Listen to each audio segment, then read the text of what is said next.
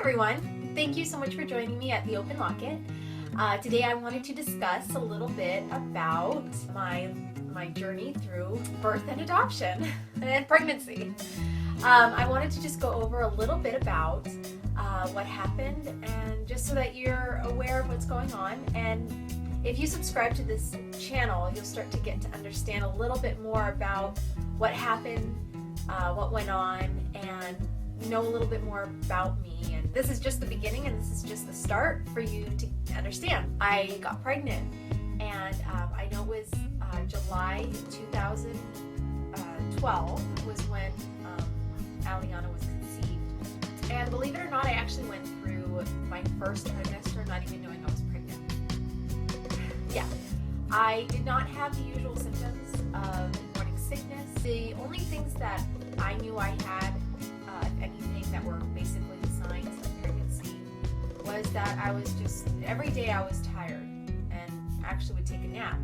As a kid, I was never a kid that liked taking naps. I hated naps. So it's very, very rare for me to even take a nap.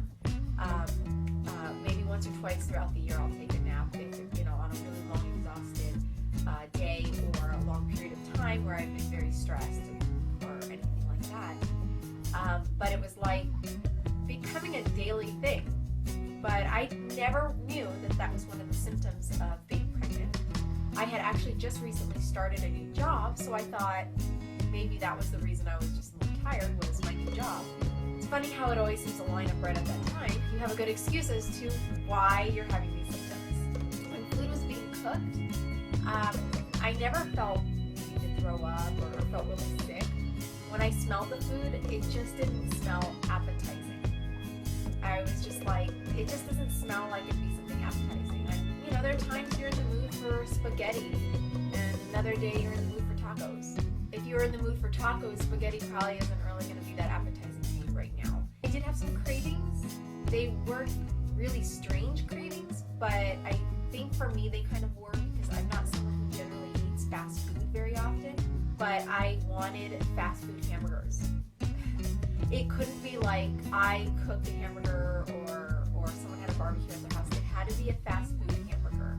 I have a theory as to why my body went through the fast food decision versus just having a general hamburger somewhere. I also wanted milkshakes, and I really craved tomato sauces like marinara and pizza sauce. When I usually eat pasta, I'll usually make it with a little bit of olive oil and salt with it. But this time I was not craving that at all. I wanted that marinara sauce. So it was really strange for me to go after that, and I kind of went after it for a while. And then I wanted pizza, because pizza also has marinara, or a tomato sauce paste. And I didn't want just tomatoes; it had to be like a paste. I was going after like that creamy consistency, and I think that was another reason why I went after milkshakes. I wanted that creamy consistency.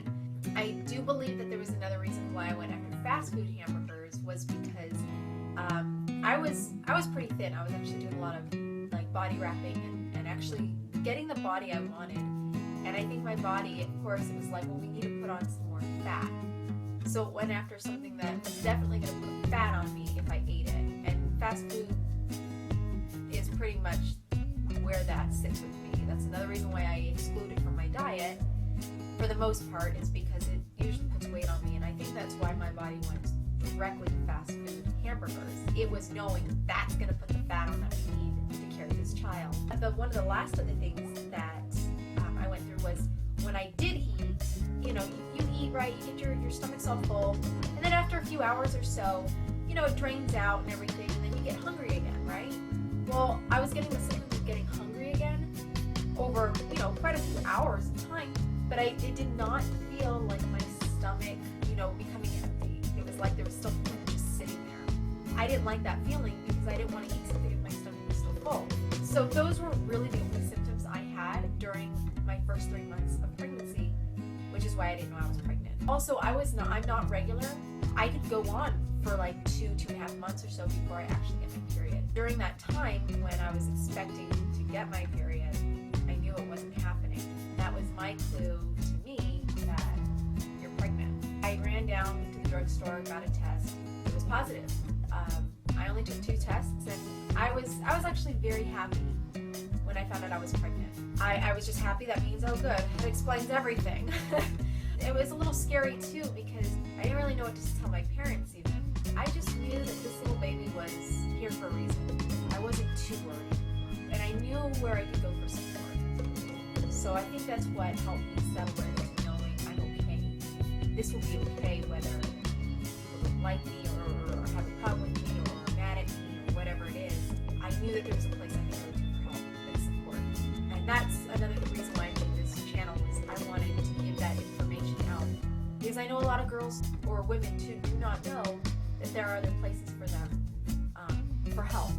And I think that's where they get scared even more because they need that support, they need that help. And when they don't think the people that can give them that are not going to be in support or help, this is where it gets desperate. And I think this is where abortions tend to come out. It's a very emotional issue. I just wanted to point that out. But back to my story. I found out I was 12 weeks pregnant. I told the father. He even told me a month or so prior, "Are you sure you're not pregnant?" Because I was telling him my symptoms. And I'm like, no, I was in such denial. I did not believe that I was pregnant. There was no way I could be pregnant. I would know if I was pregnant. Long story short, I later told him, and he was actually upset with himself. He let it happen. He was letting me know it was my choice. If I feel the need to abort or whatever, he just need help. And I said, no, I'm actually okay. I would never abort my child. If there's ever a time where I don't think I could be a parent to this child, I would put the baby up for open adoption because that's what I really wanted to do. I really thought of everything. I thought of parenting the child. Really enjoyed seeing baby clothes and all. It was really fun, actually. I mean, my emotions just really went into it. And but I knew reality was going to set in. I knew it was going to hit, and it was going to be a very difficult life because being a single mom, raising a child, I wanted to raise her at home. I did not want to put her in daycare centers or anything. So I knew that was already kind of out of the question, and it was going to have to be adoption. I discussed with the father even about marriage and everything. That just wasn't going to be right. I had to just kind of cut him out for a while. I need to make my own decisions right now. He was upset with that. I totally understand that. I just needed to make sure I made the right choices in a clear, best way I could. I met an attorney. So I talked with her. Once I decided, yes, this is what I want to do, I went through many different, it's like profiles of people, all their, it's pictures of them, their family, if they have any, or anything, and just to kind of write out who they are, what they believe, their family should be about, how they raise their children or plan to raise their children, and the whole thing, and you go through them and you decide if whether or not any one of these people feel right for you and your child. I remember the first family that came up, I just felt like they were the right ones. I just wanted to make sure my baby was in the right hands. I wanted to raise my child at home. There were some things I definitely said I wanted and needed, and one of them definitely was, I want to stay at home mom. At least can raise her children, at least to some extent, at home. I get a call back a few days later, and she told me they're super excited, but they weren't going to live in California anymore. They were actually going to live now in Oklahoma, and they were planning on moving within the next month or two. I didn't really want my child to be out super far from me like that. I thought, okay, well, let me just think about it. And it took me about a whole week to decide if I really wanted to go forward with them or if I should just go to the next people in line. I remember I was hanging, I think I was undressing or something. I was hanging one of my shirts up in my closet. It was like God actually just came to me and just said, you need to be thinking about me, about what's important to me. Immediately, 2 questions came straight into my mind right then and there. Do you go to church often? What church, since they're moving out of state, what do they look for in a church when choosing a church? It was very important that this baby be brought up in a good Christian family setting and was raised and brought up with Christ's values. I need these questions to be answered. It took about another week, for it to come through, and I got an email from my pastor and his wife that were on it, and they even said, it's like they came from our church. And that was my sign right there, and I went and I said, I want to meet them. We had El Pollo Loco in her office, and I remember the date. It was February 12th.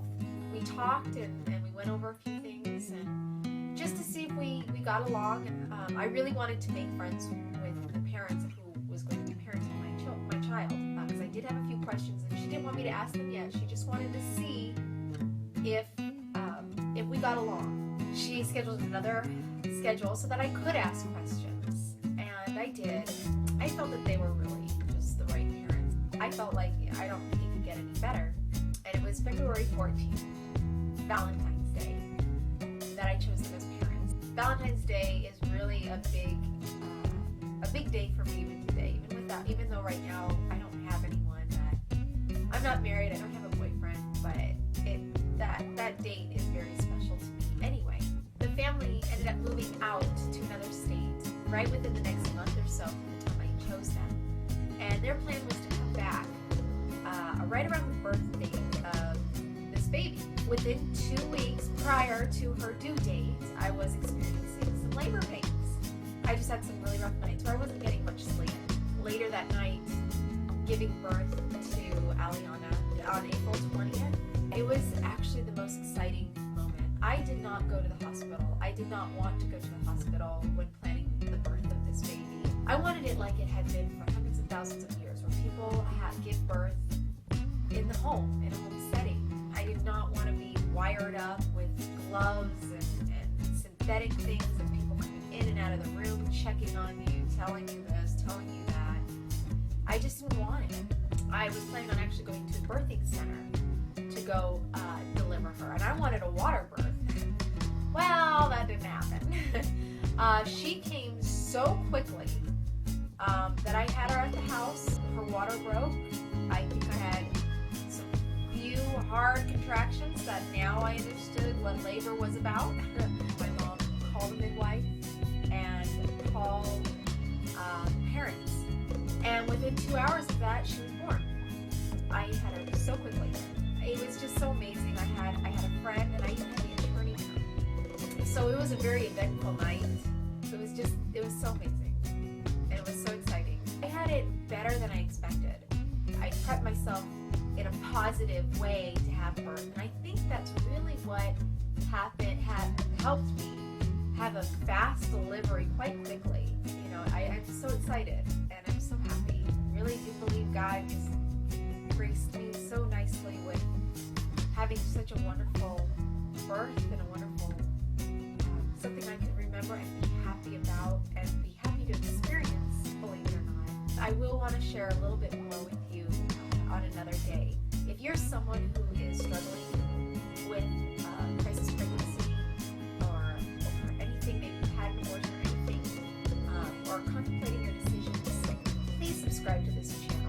I do want to explain a little bit more later on as I grow this channel. I do plan on having weekly videos all the time explaining my stories of different things along with others. I would love to interview people who have stories or anything to tell, whether it's good or bad. I want this to be very open with everything. Don't forget, if you like this video, give it the thumbs up. I would like people to be more involved, and if they have any questions, please comment down below. I'd be happy to make videos over anything that you have questions on. Chances are other people have the exact same question and would like to know more as well. And I want to make that available for everyone. Please subscribe so that you can get more information from me. And I just hope to see you around, and I just thank you for listening and enjoy the Open Locket. Thank you so much.